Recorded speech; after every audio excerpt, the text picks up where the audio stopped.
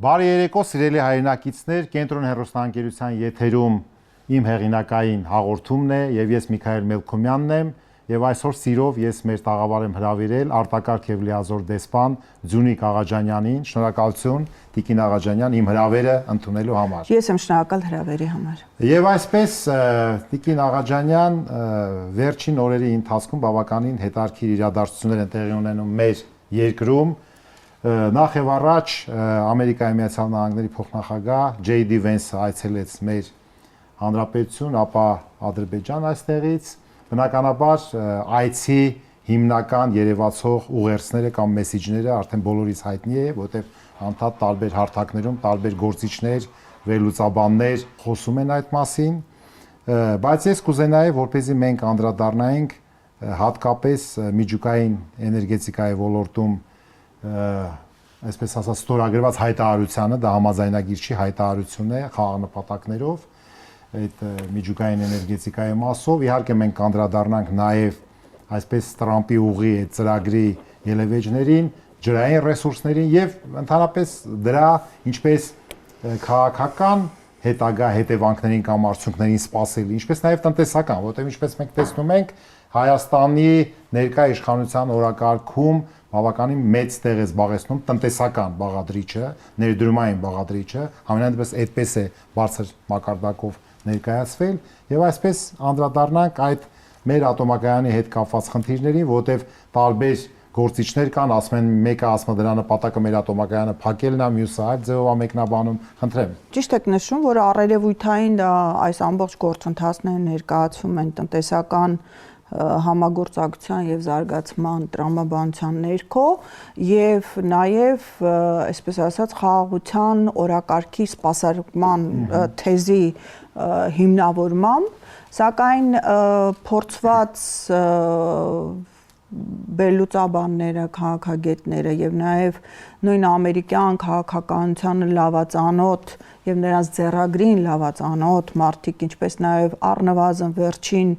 25 տարում իրականացվող քաղաքականության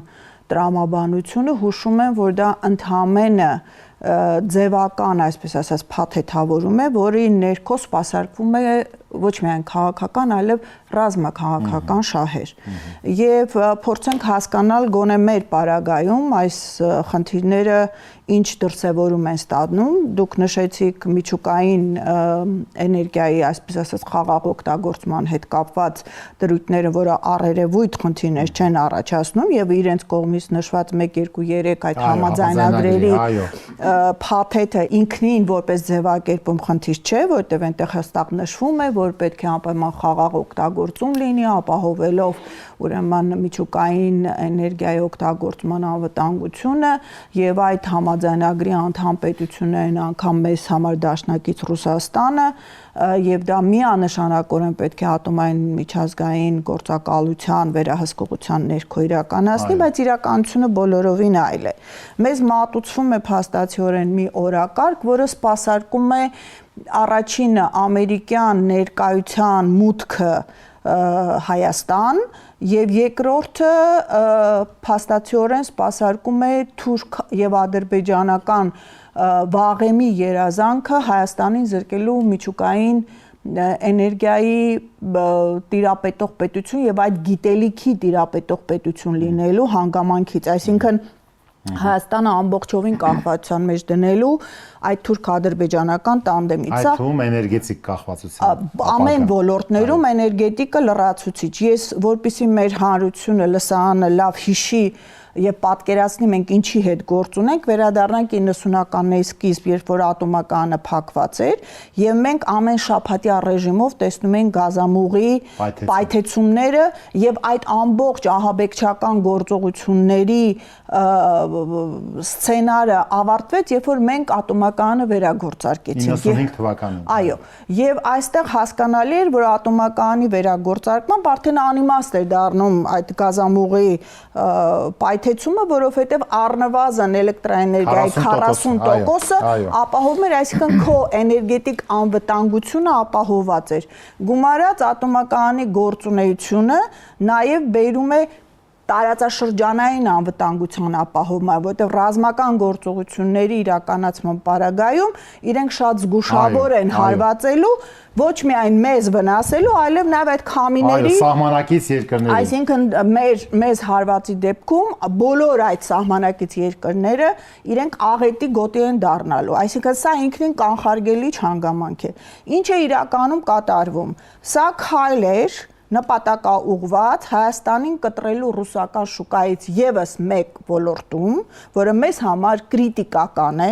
որովհետեւ էներգետիկ անվտանգությունը ոչ միայն ինչպես նշեցի ռազմաքաղաքական անվտանգություն է ենթադրում, այլև տնտեսական անվտանգություն է մեզ համար ապահովում։ Երկրորդը կախվածության մեջ դնելու ամերիկյան շուկայից եւ ամերիկյան շուկայի համար լրացուցիչ տեղեր ապահովելու,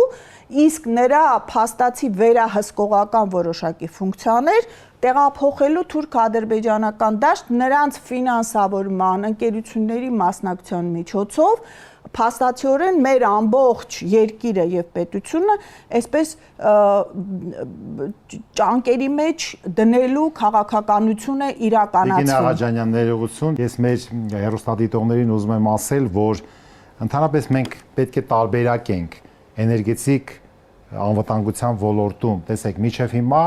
Հայաստանը խորհրդային տարիներից հետո վերջի 35 տարում խիստ ինտեգրված է եղել Ռուսաստանի հետ, Ռուսաստանի էներգետիկ համակարգերի հետ, ինչպիսին է այս ոլորտում Ռոսատոմը եւ հետո Ռոսատոմ սերվիս, որը նաեւ սպասարկում է։ Հիմա մի փոքր մենք պետք է այսպես մասնագիտական, վերլուծական, մի քիչ քննական փոքրիկ վերլուծություն անենք, բայց շատ པարզ, որպեսզի մեր հայրենակիցները պատկերացնեն։ Ինչ ասել է Ռոսատոմ եւ Ռուսաստան, ինչ ասել է չինական այդ ոլորտում, ուրեմն արտադրողները, ինչ ասել է ֆրանսիական, ինչ ասել է ամերիկյան։ Ես մի փոքր այսպես ներկայացնեմ, որ ուրեմն ամերիկյան, ուրեմն շուկայում, ընդհանրապես աշխարհում գործում է այս փուլի դրությամբ, այս ժամանակահատվածի դրությամբ մոտ 890 ատոմային ռեակտոր։ Այդ 89 ատոմային ռեակտորից 90-ը գործում է Միացյալ Նահանգներում, բայց Միացյալ Նահանգները ատոմային ռեակտորներ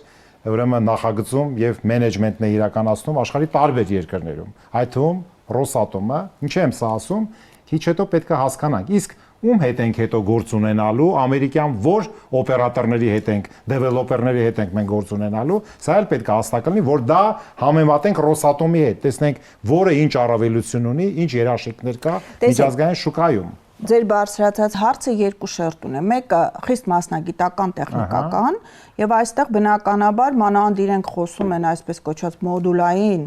ատոմականների մասին, դրա առումով Ամերիկան զրոյական ներկայություն ունի աշխարհում եւ դեռ ընդհանրապես նախագծային եւ դրա փորձարարական էտապի վրա է գտնվում։ Այն պարագայում, երբ որ միայն երկու երկիր կա, որոնք ակտիվ օգտագործում են եւ դրա փորձառությունն են, դա Ռուսաստանն ու Չինաստանն է։ Երկրորդ, այն ինչ որ մեզ առաջարկում է, դա ֆինանսապես, այսինքն իր արժեքով շատ ավելի թանկ է, քան առաջարկում է Ռուսաստանի եւ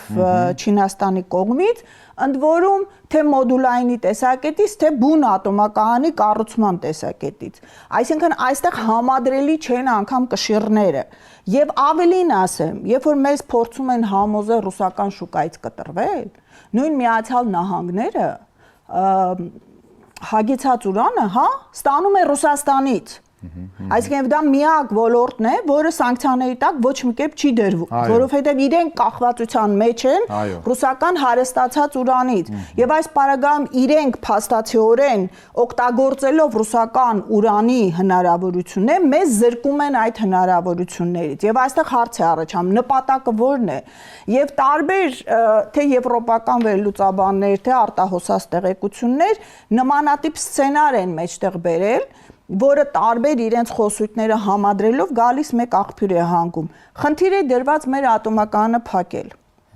Ընդհանրապես ոչ թե փոխարինել ինչ-որ բանով, այլ մեր ատոմականը փակել։ Դա է պատճառը, որ իրենք գնում են ամերիկյան մոդուլային ատոմային համակարգերի ներդրման ճանապարհով, որը եւ թանկ է, ես չգիտեմ քանի անգամ մասնագետները կասեն, որը եւ թանկ է եւ չի ապահովելու մեր ինքնաբավությունը եւ դրա փոխարեն փաստացիորեն մեզ նաև ֆինանսական կախվածության մեջ դնելով առաջիկա բազում տարիների ընթացքում ամերիկյան քաղաքականությունից մի բան էլ ավելացնում եւ իրենց սցենարը սա է, որ իրենք սրան համաձայնելով փաստորեն մեր ժողովրդի գլխի տակ փափուկ բարձ են դնում եւ ձգում են process-ը, քանի որ նորմալ ատոմական կառուցելու համար առնվազն 10 տարի ժամանակ է պետք։ 10-12 տարի։ Այն դեպքում, երբ որ այսօր ռուսական տեխնոլոգիաները անթափոն արտադրության տարբերակներ ունեն, դա նշանակում է, որ այն ուրանը, որ մնում է դա մինչև վերջ լրացուցիչ օգտագործման ենթարկում եւ դա բնապահպանական արդեն աղետի խնդիր չի առաջանում, դրանից մենք հրաժարվում ենք այդ վստահելի, տասնամյակներով փորձված, երբեք քաղաքական պարտադրանքի չենթարկող փաստացիորեն գործընկերոջ առաջարկից մենք հրաժարվում ենք, գնում ենք մի գործընկերոջ մոտ, որը չունի տեխնոլոգիան, որը մշտապես իր քաղաքականությունը արկախել է իր ցանկացած տնտեսական եւ աջակցային քայլերին, եւ այս պարագայում խնդիր է դրված ձգելու process-ը 36-ին հասնելու պարագայում արդեն ուղակի պահանջել ատոմականի փակումը եւ դրա փոխարեն չունենալ միջուկային հնարավորություններ, դրա հետ մեկտեղ մեր մասնագետներին դաշտը չկա, բնականաբար մասնագետներն արտահոսելու են։ Ես ուղակի մի պահ ուրախացա, սիրելի հայրենակիցներ, որ մեր դիվանագիտական, այսպես կորպուսի ներկայացուցիչներից մեկը Զունիկ Աղաջանյանը նաեւ այս տնտեսական ներդրումային, այսպես նուրբ հարցերին լավ տիրապետում եք, որտեղ բոլոր դիվանագետները չեն, որ տիրապետում այդ ամեն ինչին եւ մեր մոտ sense բան կա, չէ՞, ընդունված։ Ես դիվանագետ եմ, ես քաղաքական գործիչ եմ, քաղաքագետ եմ, ես բան եմ, ես տնտեսական հարցերի հետ գործ չունեմ, ով որ տնտեսագետ է, եւ այդ խոսույթը նաեւ եկել է տարիների ընթացքում պարլամենտ, որտեղ որ ընդունենք, եթե 80%-ը պարլամենտի օրակարգի տնտեսական հարցեր են, սոցիալական հարցեր են, ասենք ով որ քաղաքագետ է կամ այլ մասնագետ է, ինքը պետք է ոչ մի բանի չմասնակցի, որին ես դեմ եմ եւ ինչի եմ սա ասում։ Ես ուղղակի մատնանշում եմ ձեր խոսույթը եւ գալիս եմ դրան, բայց մենք պետք է խորամոխ լինենք, հիմա նայենք թե եւ Միացյալ Նահանգներ եւ Ռուսաստան եւ Չինաստան։ Իսկ ովքեր են այդ խոշոր խաղացողները։ Ի վերջո, բաց ինֆորմացիա է։ Օրինակ Միացյալ Նահանգները, որ ես ասեցի, գործում է 90 ատոմային ռեակտոր, դրանք հիմնականում կառուցվել են, դրանց ճնշող մեծամասնությունը 1968-ից 80 թվականներին, հա։ Իսկ հետո շատերը փակվել են։ Նոր զարգացումներ չկան։ Հիմա սա մեկ, երկրորդը, իսկ որ խոշոր խաղացողներն են, որ ժամանակի ընթացքում մտել են եւ Միացյալ Նահանգներում եւ տարբեր երկրներում այդ մենեջմենտի մեջ, որտեւ Միացյալ Նահանգները ինքը չի արտադրում որևէ ատոմային ռեակտոր, ինքը նախագծում եւ ինքը հետո կառավարում է այդ գործընթացը, որը սպասվում է նաեւ եթե կնքվի այս համաձայնագիրը, նաեւ մեր Հայաստանի մասով եւ եթե sense բաց աղբյուրներից նայենք ասենք, ուրեմն հիմնական մեծ ընկերությունը դա Westinghouse-ն է, որը որ տասնյակ տարիներով գալիս է այդ մենեջմենտը անում է։ Դե նաև իրենց էլեկտրաէներգիա արտադրության ամենախոշոր ընկերություններից մեկն է։ NewScale-ին է, որը որ ինքը 1.6 միլիարդ է ստացել կառավարությունից եւ այսպես փորձնական բաներ է անում։ Հետո գալիս է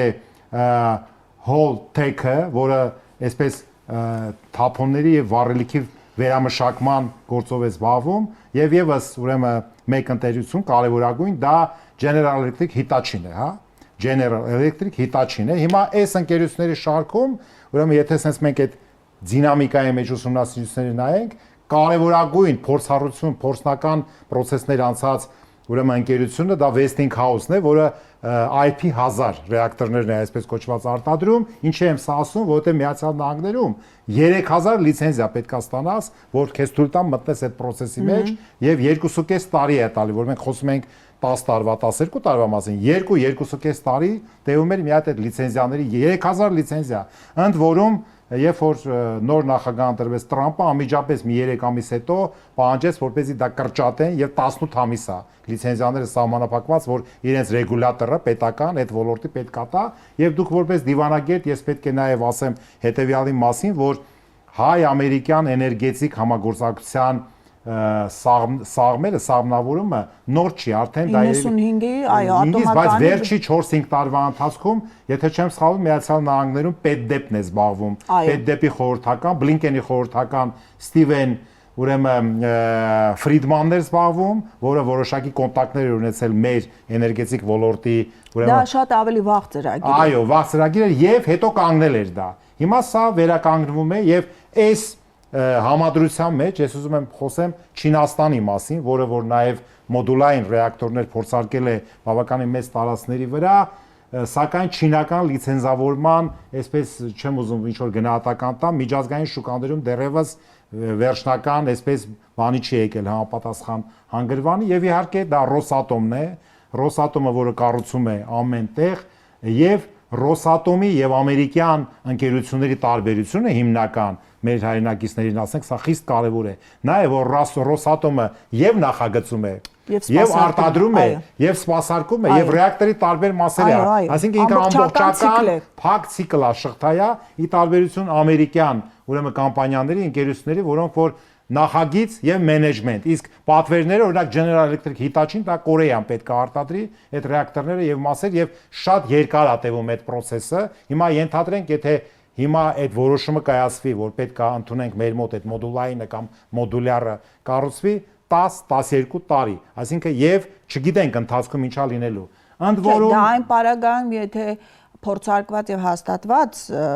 ռեակտոր լինի, իսկ մենք ունենք արդեն ամերիկյան նախադեպը, երբ որ իրենք հենց փակել են իրենց մոտ փորձարկումները, որովհետև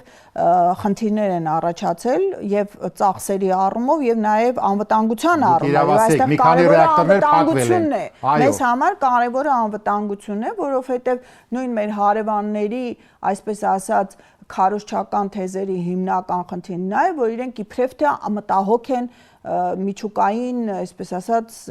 ազդեցության եւ բնապահպանական հետևանքների առումով։ Իսկ այստեղ ուղղակի արկածախնդրություն է գնալ չփորձարկված ինչ որ ռեակտորի ներդրման մի տարածքում, որը ինքը թե երկրաշարժային է, թե ամենախիտ բնակեցվածն է։ Դուք շատ ճիշտ նշեցիք, այսինքն այստեղ դա ցույց է տալիս, այո, սա չփորձարկված է։ Ես ասեմ նաեւ մասնագետները ասում են, որ եթե մեր ատոմակայանի ռեակտորի process-ները հիմնականում այդ կլապանը, որ բացվում է, կատարվում է 380 աստիճան ջրի շարժի մեջ ու ջուրը չի եռում, չէ՞, պետք է ինքը ճնշում գործադրի, գնա։ Ապա ամերիկյան է սպասվող տեխնոլոգիան եռացող ջրի սահմաններում աշխատում, նշանակում է գնա մասնագետների խնդրեմ ենք ունենալու։ Սա նոր տեխնոլոգիա։ Սա մասնագետների խնդրեմ չէ, սա իրենց մասնագետների մեզ պարտադրել է եւ դրանով լրացուցիչ կախվածության մեջ դնել է։ Իսկ մենք Ռոսատոմի հետ այս տարիների համագործակցության արդյունքում մենք ունենք մեր մասնագիտական հսկայական դաշտը, որոնք ամենալավ մասնագետների շարքում են համարվում։ Այսինքն երկու խնդիր է այստեղ դրված։ Բացի նրանից, որ մեզ զրկում են էներգետիկ անվտանգությունից, բացի նրանից, որ դրա հետ մեկտեղ դա գալիս է նաև ռազմաքաղաքական անվտանգությանը հասցվող վնաս եւ մեզ ամբողջովին մեր հարևաններից կախվածության եւ նրանց քմահաճույքներից կախվածության մեջ դնելը, այստեղ նաև մեր գիտական մտքի արտահոսքի բան է ապահովում, որը մենք տեսել ենք 90-ականների սկզբին, եւ ես ուղղակի մեր լսարանի համար ասեմ, որ NASA-ում կան բաժիններ, որը ամբողջովին հայերով են համալրված եւ բազմաթիվ տեղերում մենք ունենք, որոնք ժամանակին մասնագետներ, որոնք ժամանակին այդ մեր դաժան տարիներին այստեղ գիտական փաստորեն խորհրդային միության փլուզումից հետո այդ գիտական դաշտը եւ հեմքը չունենալով ստիպված եղան սեփական ընտանիքները ապահովելու համար արտագաղթել, բայց փոխանակ ստեղծվի դաշտ այստեղ գիտական փաստացիորեն այդ միտքը օգտագործելու եւ դա որպես պետության ձեռքբերում արտահանելու եւ դրանից տնտեսական օգուտներ ստանալու հերթական անգամ ճանապարհ է հարթվում մեր ուղեղների արտահոսքի համար։ Շատ բարի, ես այսպես եմ ուզում Տիկին Աղաջանյան գնահատական տամ, նախ ամեն ինչի արդյունավետությունը կյանքն է ցույց տալու։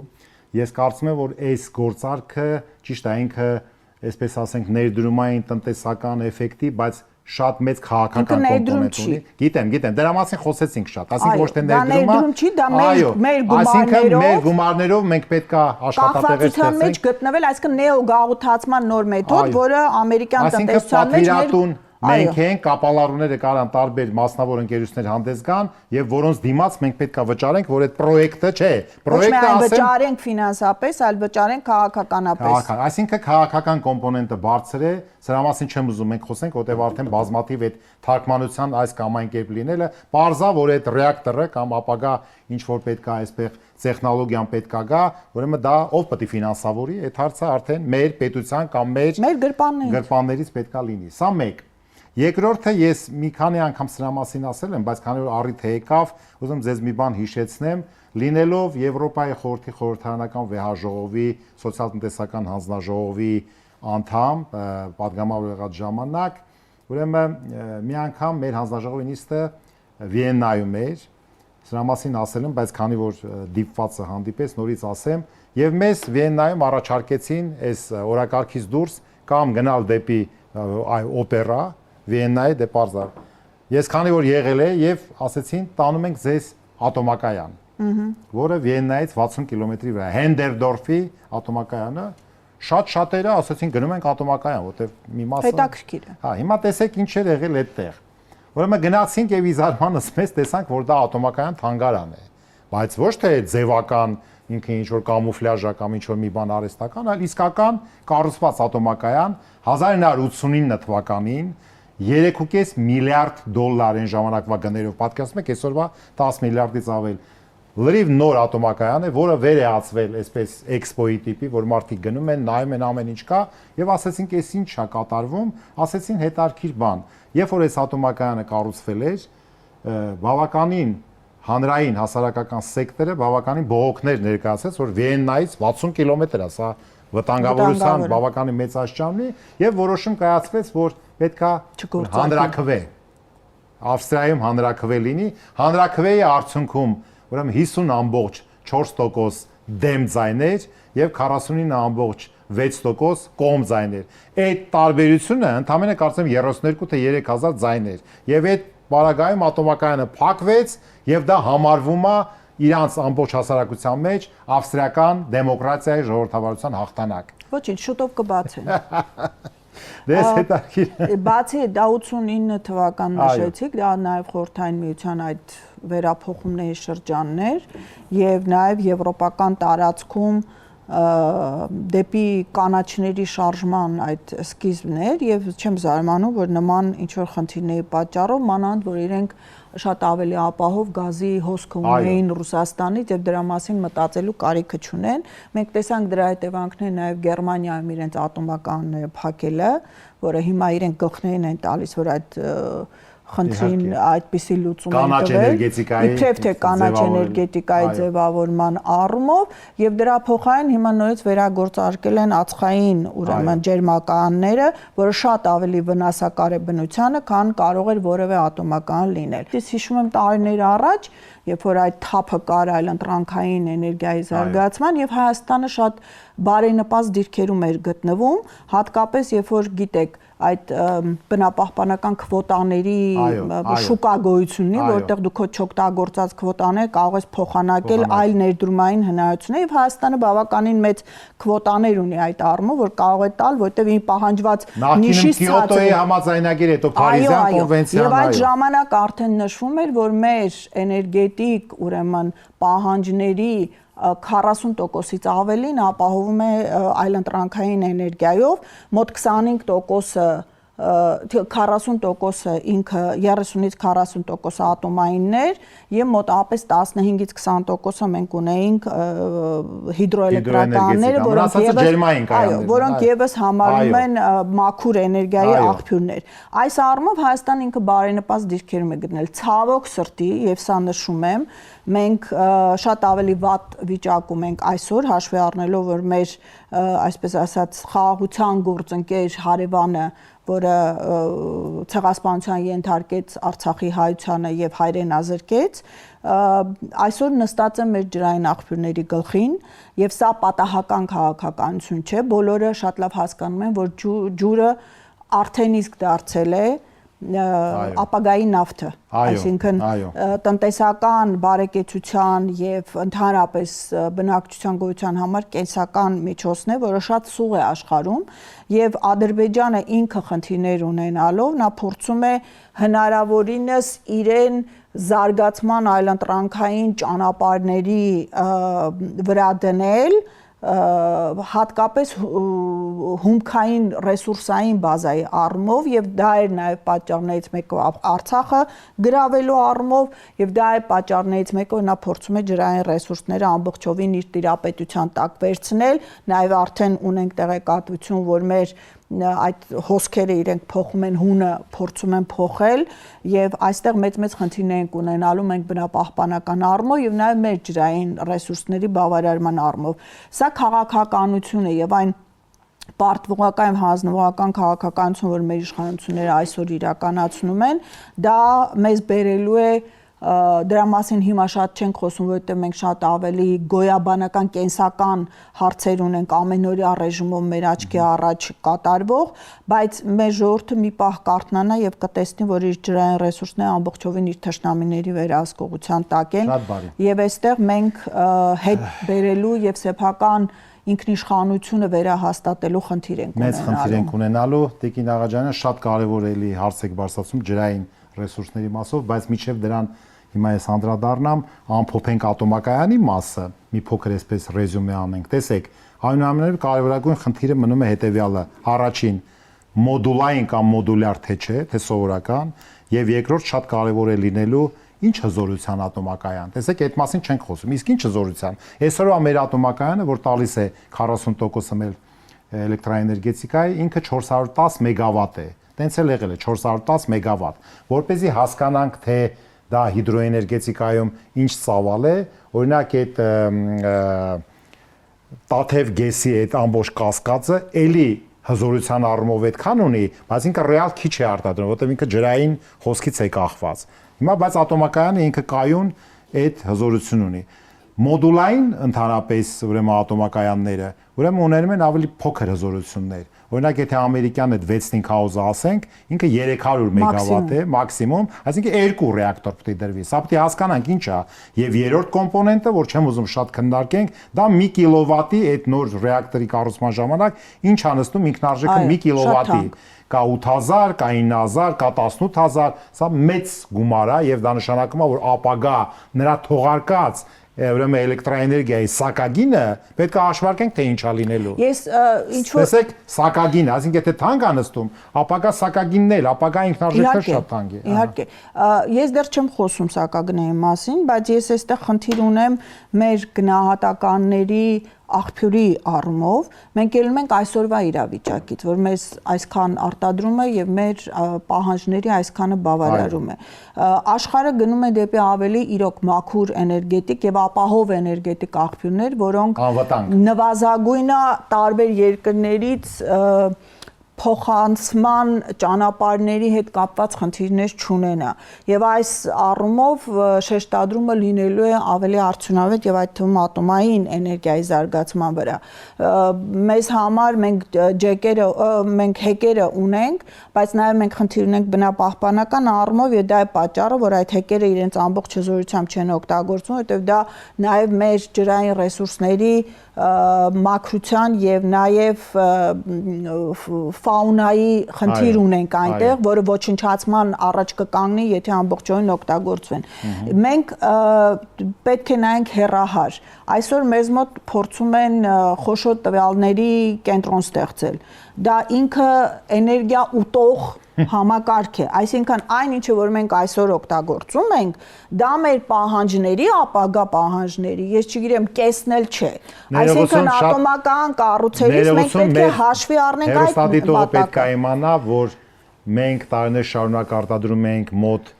7.5 միլիարդ կիլովատ-ժամ։ Հիմա արդեն 10-11 միլիարդ ենք արտադրում, այսինքն տենց չի, որ մենք դեֆիցիտ ունենք էլեկտրաէներգիայի, ամենամեծ խնդիրը այստեղ սակագինն է, թե ինչ ծախսեր է նստում տարիներով եւ ուր ենք մենք գնալու, ուզում եմ ասեմ, որ իմ հաշվարկները չեմ թաքցնում, ցույց են տալի, որ այս փուլում եւ առաջիկա 2-3 տարում մենք գազի հատկապես եւ հետո էլեկտրաէներգիայի սակագինը ռեզերվ ունենք 10% իջեցնելու։ Հիմա, որովհետեւ օրինակ գազի համակարգում, չէ՞ որ եթե մենք ասում ենք ջերմային կայանների մասում, նաեւ 40-45%-ը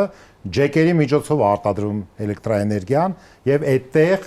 շեշտադրում անեմ, մենք այսօրվա երևի սրա մասին որևէ մեկը չի ասել, այսօրվա գազի սակագինը, որ մենք սպառում ենք կամ ուրեմն նստած է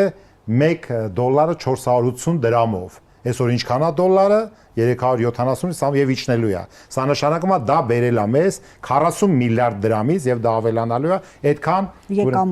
խնայողություն։ Ինչ նախնդիրը, որ մենք չենք գնում գազի, հետո նաեւ էլեկտրաէներգիայի սակագնի իջեցման, ես պնդում եմ 10% մենք կարող ենք, սա պոպուլիզմ չի, սա հստակ հաշվարկ է։ Ես ավելի, չէ, ներքաղաքական այդ խնդիրներին եթե անդրադառնանք, բոլորովին այլ դաշտ կգնանք, բայց ես ավելի նայում եմ առաջիկա մեր տնտեսական զարգացման ուղղությունների։ Այսինքն մենք գնում ենք գիտահեն տնտեսության զարգացման ուղղությամբ եւ դա մեր անվտանգության նաեւ հենասյուներից մեկն է։ Մեզ մոտ փորձ է արվում զարգացնել ՏՏ ոլորտները բոլոր առումներով եւ դրանք բոլորը էներգիա սպառող արտադրություններ են։ Պետք է ավելանա բնականաբար։ Պահանջարկը շեշտակի է ավելանալու։ Գումարած ճիշտ աշխատելու պարագայում գազամուղը, գազային տնտեսությունը զարգացնելու փոխարեն կարելի է էլեկտրական տնտեսությունը զարգացնել եւ դրանով իսկ նաեւ որոշակիորեն ապահովել մեր պակաս կախվածությունը բոլոր մատակարարներից, անկախ նայած թե այդ մատակարարները աշխարհի որ անկյունից են գալիս, դա շատ էական է, բայց ասա անելու փոխարեն մենք լրացուցիչ եւ շատ ավելի թանկ ու շատ ավելի վտանգավոր կախվածության մեջ ենք մեզ փորձում դնել ամերիկյան քաղաքականությունից, որը բացի սեփական մորթից ուրիշ ոչինչ չի ճանաչում։ Շատ բարի եւ ամփոփելով այս մասը, որ ջրային ռեսուրսներն էլ շատ կարեւոր, ես ուղղակի ուզում ասեմ, որ շատ կարեւոր է, այդ որ մենք ասում ենք 10-12 տարի, չէ, ապագա ենթադրյալ ատոմակայանը, միջև 36 թվի երկարաձգումը մեր ռեսուրսի գործող ատոմակայանի, դա ինչ չի որ ավարտված է, այդ process-ները գնում է, եւ ես ուզում եմ դիմեմ համապատասխան այսպես պաշտոնատար, այսպես այն անձնակազմին, ովքեր որ սրա մասով պետք է զբաղվեն, եթե չեմ սխալվում, 23 թվականի դեկտեմբերի որոշում կա միջոցառումների մի ամբողջ ցանկ իր հավելվածներով, որտեղ այս մեր գործող մեծամորի ատոմակայանի տեխնիկական հետագա վերազինումների, վերակազմակերպումների միջոցառումները պետք է ամեն տարի եւ ամեն ամիս անեն, որպեսզի մենք այդ երկարաձգումը մեզ թույլ տան, որ երկարացված է սա մեկ եւ երկրորդ, որը կարծեմ այդ պատճառով 5 ամիս այս տարի պիտի կանգնի։ Պետք է կանգնի, հիմա պետք է 150 թե 160 օր կանգնի մեր ատոմակայանը, իսկ ինչի է դա բերելու։ Բերելու է նրան, որ ներքին սակագինը չի փոխվելու, չի աշխատելու, բայց մենք սակագինը պետք է նույնը պահենք, հա, այսինքն նույն, ես ասում եմ, որ 10%-ով էլ պետք է իջնի։ Իսկ եթե մենք այդ միջոցառումները ժամանակին անեինք, քայլ-քայլ, ոչ թե բերեինք կուտակեինք, որը 5-6 ամիսը դադար տա, իմ կարծիքով այդպես չի լինի։ Այսինքն ռիսկերը պետք է հնդածս կառավարվեն եւ այսպիսով երևի այս մասով մենք առիթ կունենանք հետագայում շատ կարեւոր քննարկումներ։ Հիմա գամ Տիկին Աղաջանյան ջրային ռեսուրսներին, լիովին կիսում եմ ձեր կարծիքը, որ մենք բաց ենք թողել ջուր ամբարելու, համապատասխան ջրամբարներ կառուցելու նախկին տարիների եւ ոչ միայն վերջի 7-8 տարում, նախկինների նաեւ նախկին այդ ընթացքում ես մի հետարքիր տվյալ ասեմ, որը կապված է մեր էլի այս տրիպի ապագա ուղու սահմաններում, ինչի մասն եմ ասում։ Դուք գիտեք, որ տարիներ առաջ նախատեսվում էր, որ Արաքս գետի վրա Իրանի սահմանին պետք է կառուցվեր 2 հիդրոէլեկտրոկայան։ Ամենը 250 միլիոն դոլար ներդրումային պրոյեկտով, մեկը պետք է լիներ Իրանինը, մեկը մյուսը, հետո 25 տարի հետո այդ մյուսն էլ պետք է անցներ Հայաստանին։ Այդ պրոյեկտը տենց էլ իրականություն չդարձավ։ Որևէ մեկը չհետաքրքրվեց, որ այս Հայաստան-Իրան այդ երկու խոշոր մեգավատով խոշոր հիդրոէլեկտրոկայանները չկառուցվեցին։ Ինչ նախնդիրը։ Եվ պարզվեց սրա մասին էլի ասել եմ, որ 2006-7 թվականին այդ հատվածում Արաքս գետի վրա բանը վարկյանում անցնում էր 200 խոնարհ մետր ջուր, վարկյանում։ 2014-15 թվերին, երբ որ դաթարից հետ ուզում են վերագործարկել, նայել էր ուրեմն 40, 50, 60 խոնարհ մետրի։ Որովհետև Թուրքիան ջրամբարն է։ Այո, որովհետև վերևի հատվածում Ախուրյանի այդ ինքը ջրերի մեծ մասը դարել ջրամբարներ է կառուցել։ Գիտեք ինչքան, եթե չեմ սխալվում, առնվազն 2 միլիարդ խոնարհ մետրի ջուր էր տարել, որպեսզի մեր հերոստատիտողը իմանա, օրինակ Սևանը 32 միլիարդ խոնարհ մետր է, Ախուրյանի ջրամբարը 500 միլիոն խոնարհ մետր է, եւ մյուսները ավելի փոքր, 50, 30, 40, այսինքն 2 միլիարդ խոնարհ մետր ջուր տանում էր Արաքսից եւ որպեսզի այդ զոնաները ինքը իր համար ապավե։ Սա է, ես ջրային ռեսուրսների մասով պետք է ասեմ, որ ջրամբարաշինական մեր պրոյեկտները, եթե չեմ սխալվում, կա պրոյեկտ կառավարության ծրագրում 12 ջրամբարի կառուցման, բայց մենք տեսանք, որ Կապսի ջրամբարում կանգնեցվեց, չգիտեմ ինչ պատճառով, դա այդ չենք քննարկում չինացիների հետ, որ նոր հիմա տենդեր մրցույթ հայտարարեն եւ սա լրջագույն խնդիր է, ջրի խնդիր է։ Ես միան կիսում եմ ձեր տեսակետը։ Գիտեք, մենք շատ նմանատիպ խնդիրներ ունենք, այստեղ ես կարող եմ ասել կարմիր թելով մի բան անցկացնել, որ հատկապես այս իշխանությունների օրոք հստակ քաղաքականություն է իրականացվում մեր տնտեսությունը գրեթե ոչնչացման եզրին հասցնելու, այսինքն այն ոլորտները, որոնք կարող են մեզ համար տնտեսական ինքնաբավություն ապահովել, հա, մեզ համար տնտեսական ինքնուրույնություն ապահովել եւ դրանով պակասեցնել կախվածությունը դրսից, լինի դա առևտրային ինչ-որ հարաբերությունների, լինի դա ներդրումային հարաբերությունների տեսքով, այդ ամբողջ քաղաքականությունը իրականացվել է եւ հստակ իրականացվում է քայլ առ քայլ բոլոր ոլորտներում։ Սկսած դրսում մեր արկա շուկաները վերացնելու, այնտեղ արդեն իսկ գործող տասնամյակներով ձեռք բերված հարաբերությունները խաթարելու, գյուղատնտեսական արտադրանքը փաստացիորեն ոչնչացնելու եւ մեզ դաժան բաներ եք ասում։ Դաժան եմ ասում, բայց դա իրականությունն է, որովհետեւ մեր գյուղացին մնացել է բացարձակապես անտեր։ Մենք ունենք բազմաթիվ դեպքեր, երբ որ պետության կողմից սերմեր են բերվել, որոնք ոչ արտադրողականությամբ, ոչ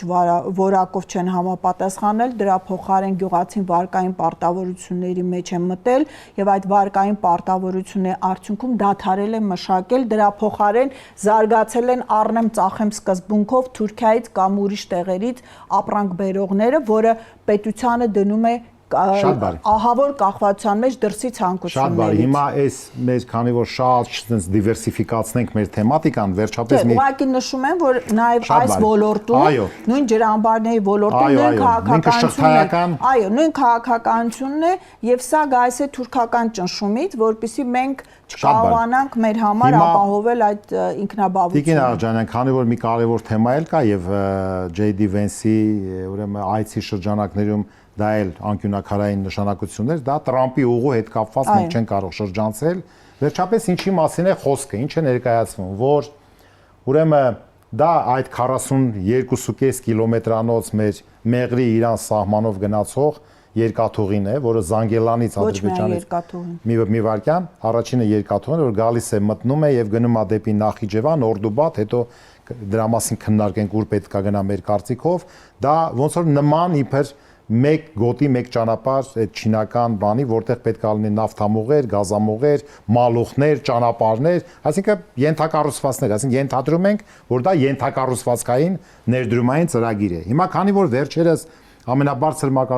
մակարդակով իշխանությունը ասում է, որ ուրեմն վերջապես տնտեսական օրակարգը, ներդրումային օրակարգը որպես քաղաքականության վարվող քաղաքականության հետևանք մեր օրակարգում է, որը մենք վաղուց ենք ասում, գիտեք մեր ցուցանիշները ոնց են։ Ուրեմն կա ամեն ինչ, պետական պարտ կլինի, հարկեր կլինի, հարաբերումը հնայի հետ, համախառն ներքին արդյունքի, չէ՞, օրինակ հարկեր հնան մեր մոտ 24.6% է։ Հիմա իսկ ինչքան է մեր մոտ ներդրումներ հնա հարաբերակցությունը 19% ընդամենը։ Իսկ ինչքան է մեր մոտ սպառում հնա մոտ 90% մոտ։ Այսինքն սա ինչ է նշանակում, որ սա սպառողական տնտեսություն է, սպառողական հասարակություն է։ Մենք պետք է քաշենք, ես կարծում եմ, այդ ներդրումներ հնան մեծանա, բայց դա պետք է էֆեկտիվ լինի, պետք է արդյունավետ լինի, պայման ստեղծես, որ կարողանաս ներդրումներ կլանես։ Եթե ուզենան միլիարդավոր ներդրումներ անեն, բայց դու պատրաստ չլինես վերցնելու, դա ոչ մի բան չի տալու, ինքը հոսելու է ուրիշ տեղեր։ Ես նշեցի իմ խոսքում, որ հստակ քաղաքականություն է իրականացվում մեր տնտեսական ինքնաբավությունը նվազեցնելու եւ նշում եք, որ պետք է կարողանաս ներդրումը կլանես, հա, դա արդյունավետ օգտագործես։ Իսկ մենք տեսնում ենք, որ մեր արտադրությունները փակվում են։ Այսինքն հստակ ելի եմ նշում, հստակ քաղաքականություն է իրականացվում։ Որ արտադրությունն է փակվել։ Մենք ունենք բազմաթիվ ռազմական ոլորտին վերաբերող արտադրություններ փակվում են։ Մենք ունենք հայտարարություններ, չգիտեմ, սառնարան էին արտադրում, մեքենային արտադրում, հեռուստացույց էին արտադրում, որոնք բացի նմուշային կարող է սեպուհ մեկ մեքենայի հետ։ Չգիտեմ, անունները ինչ է, բայց այդպես էլ մնաց օդի մեջ։ Մենք ունենք բացի սպառողական նշանակության ուրեմն տնտեսություններից մենք ուրիշ արտադրություններ փաստացիորեն այսօր չունենք։ Գոնե վերջի 7 տարում մենք չունենք։ Մի բան ասեմ, ներողություն, չէ, ներողություն, որ մեր հեռուստադիտողը տեսնի չափելի էլի, ես պետքա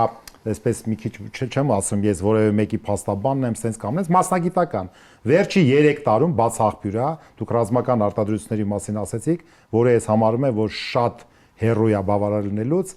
մեր սեփական ռազմական արտադրությունը ստացել է 420 միլիոն դոլարի պատվեր։ Այսինքն այդքանի արտադրել են, եթե չեմ սխալվում, մի այդքան էլ պատրաստվում են։ Բայց արձանագրենք, որ մեր անվտանգային պաշտպանական բյուջեն 660 միլիարդից 25 թվին 26-ին 100 միլիարդով իջել է, այսինքն 14.5%-ով այո, բայց մենք 11 միլիոն տալիս ենք հետախուզական անօթաչուներ առնելու,